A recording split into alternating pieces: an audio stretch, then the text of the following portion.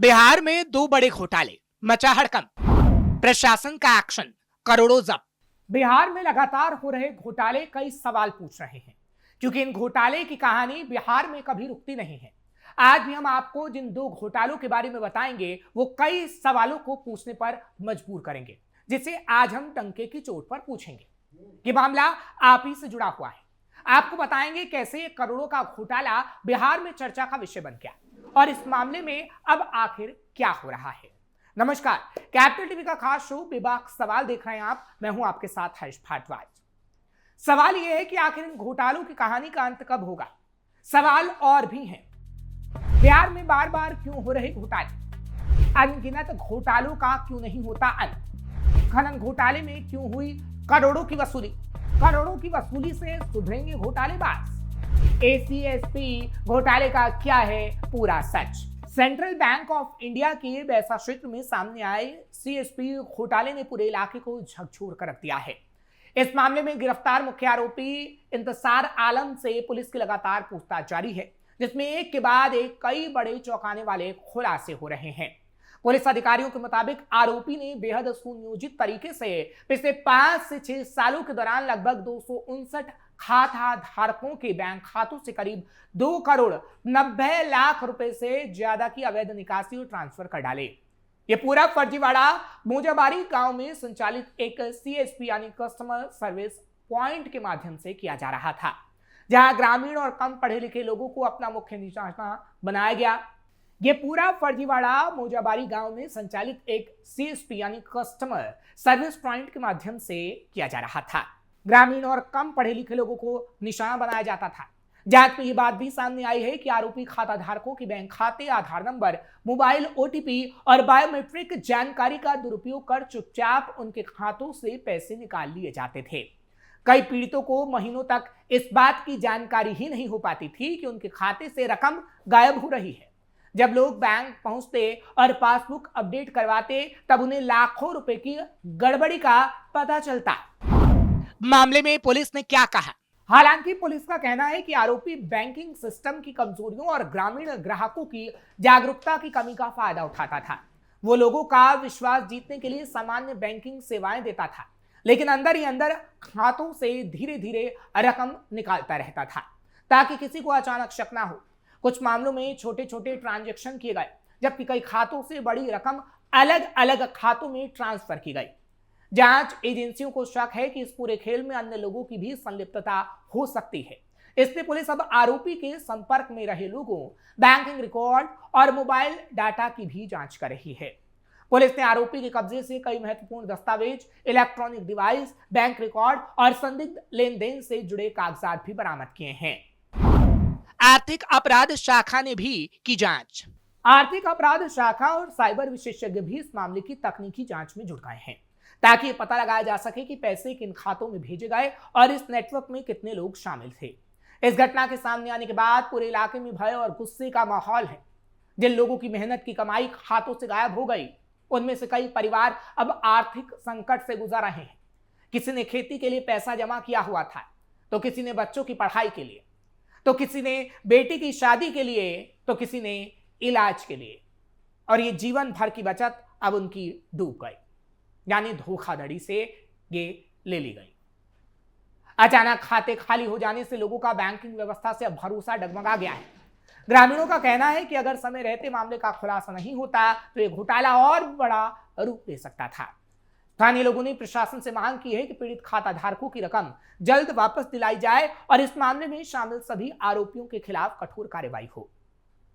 वहीं पुलिस अधिकारियों का कहना है कि जांच तेजी से आगे बढ़ रही है और आने वाले दिनों में इस घोटाले से जुड़े कई और बड़े खुलासे हो सकते हैं। यह मामला केवल एक वित्तीय अपराध नहीं, बल्कि ग्रामीण बैंकिंग व्यवस्था में सुरक्षा और निगरानी की गंभीर कमी को उजागर करता है। विशेषज्ञों का मानना है कि सीएसपी केंद्रों की नियमित मॉनिटरिंग, ग्राहकों को डिजिटल बैंकिंग के प्रति जागरूक करना और बायोमेट्रिक सुरक्षा को मजबूत बनाना बेहद जरूरी है, ताकि भविष्य में इस तरह की घटना को रोका जा सके। फिलहाल पूरे क्षेत्र की नजर पुलिस जांच पर टिकी हुई है और लोग उम्मीद कर रहे हैं कि दोषियों को जल्द सख्त सजा मिले और पीड़ितों को न्याय मिल सके। एक और घोटाले का खुलासा, मचा हड़कंप। चलिए अब बात एक और घोटाले की करते हैं। बिहार में अवैध बालू खनन घोटाला भी इस वक्त काफी चर्चा में है। मामला मुजफ्फरपुर का है, जहां शासन की ओर से सख्ती और गाइडलाइंस जारी किए जाने के बाद भी नदियों से अवैध खनन का क्रम थमा नहीं है। ताजा मामला मुजफ्फरपुर की बूढ़ी गंडक नदी से जुड़ा हुआ है। बूढ़ी गंडक नदी पर बन रहे चंदवारा पुल निर्माण कार्य के दौरान बड़े पैमाने पर अवैध मिट्टी और बालू खनन का मामला सामने आया है। आरोप है कि एजेंसी को जहां केवल 25,000 घन मीटर मिट्टी बालू खनन की अनुमति मिली थी, वहीं करीब 1,70,000 घन मीटर तक अवैध कटाई कर दी गई। मामले में करोड़ों रुपए के घोटाले की आशंका जताई जा रही है। जनहित याचिका के बाद जांच तेज। इस मामले को लेकर दायर जनहित याचिका पर जांच प्रक्रिया शुरू हो गई है। गठित संयुक्त जांच समिति के समक्ष याचिकाकर्ता विकास कुमार पाठक और देवव्रत कुमार साहनी ने दस्तावेज और साक्ष्य प्रस्तुत किए हैं। याचिकाकर्ताओं का आरोप है कि बिना पर्यावरणीय मंजूरी और पैमानकों के बड़े स्तर पर नदी से मिट्टी और बालू निकाला गया। दस्तावेजों के मुताबिक जिला खनन कार्यालय मुजफ्फरपुर ने एजेंसी को केवल 25,000 घन मीटर मिट्टी खनन की अनुमति दी थी। इसके बावजूद कंपनी ने कथित तौर पर 1,70,000 घन मीटर से ज्यादा मिट्टी और बालू का उत्खनन कर लिया, यानी खुदाई कर ली। याचिकाकर्ताओं ने एजेंसी पर की गई कार्रवाई और लगाए गए जुर्माने से जुड़े दस्तावेज भी समिति के सामने पेश किए हैं। 4 करोड़ से अधिक वसूली का आदेश। जिला खनन कार्यालय ने 20 सितंबर 2025 को नियमों के उल्लंघन के मामले में कंपनी पर 25 गुना रॉयल्टी के रूप में 2,10,39,675 रुपए जमा करने का आदेश दिया था। इसके अलावा 2,01,98,088 रुपए की अतिरिक्त राशि जमा करने को कहा गया। दोनों को मिलाकर कुल वसूली राशि करीब 4 करोड़ 12 लाख रुपए बताई गई है। अवैध खनन पर पहले भी लगा जुर्माना। हालांकि दस्तावेजों में 6 दिसंबर 2025 के एक आदेश का भी उल्लेख किया गया है, जिसमें अवैध खनन के मामले में 16,54,000 रुपए का जुर्माना लगाया गया था। साथ ही पर्यावरण, वन और जलवायु परिवर्तन विभाग के आदेशों का भी हवाला दिया गया। याचिकाकर्ता विकास कुमार पाठक ने कहा है कि कंपनी द्वारा नदी किनारे तय गाइडलाइन के विपरीत खनन किया गया है। उनका दावा है कि इससे नदी कटाव तेजी से बढ़ रहा है और आसपास के इलाकों में बाढ़ का खतरा भी बढ़ रहा है। फिलहाल संयुक्त जांच समिति पूरे मामले की जांच में जुटी है। सभी जांच रिपोर्ट का इंतजार कर रहे हैं। माना जा रहा है कि प्रशासन एक और कार्रवाई कर सकता है। दूसरी ओर तटवर्ती इलाके में रह रहे लोगों के लिए बचाव के उपाय भी करने होंगे और प्रशासन से इसकी अपील भी की गई है।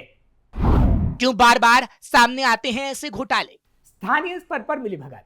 अवैध खनन बिना प्रशासनिक संरक्षण के लंबे समय तक संभव नहीं माना जाता। स्थानीय लोगों का आरोप है कि कई मामलों में खनन माफिया और अधिकारियों के बीच साठगांठ रहती है। दूसरी कमी निगरानी की होती है। रात के समय या दूरदराज के इलाकों में खनन गतिविधियां तेजी से चलती हैं। पर्याप्त निगरानी तंत्र नहीं होने से अवैध गतिविधियां बड़ी तेजी से बढ़ती हैं। एक और कमी है राजनीतिक संरक्षण। खनन कारोबार हमेशा से राजनीतिक प्रभाव वाला क्षेत्र माना जाता है।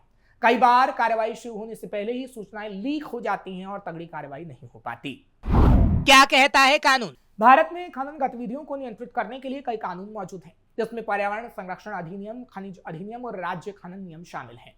बिना अनुमति या निर्धारित सीमा से अधिक खनन करना दंडनीय अपराध है। इसमें भारी जुर्माना, लाइसेंस रद्द करने और आपराधिक कार्रवाई तक के प्रावधान हैं। बिहार में अवैध खनन का एक बड़ा नेटवर्क। विशेषज्ञ मानते हैं कि बिहार में अवैध बालू खनन केवल स्थानीय समस्या नहीं बल्कि एक संगठित नेटवर्क का हिस्सा है।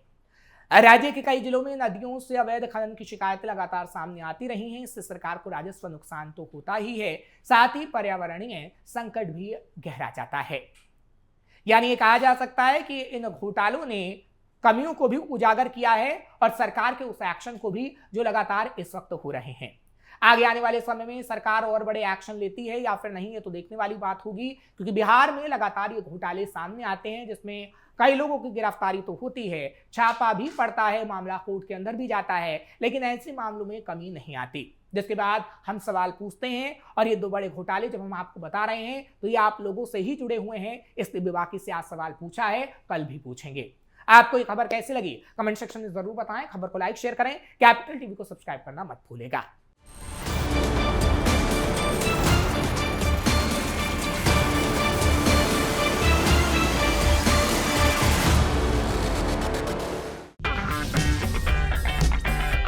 अगर आपको हमारा वीडियो पसंद आया हो तो इसे लाइक करें, हमारे चैनल को सब्सक्राइब करें और हाँ, बेल आइकन दबाना ना भूलें ताकि आप तक हमारे वीडियो की नोटिफिकेशन पहुंचती रहे।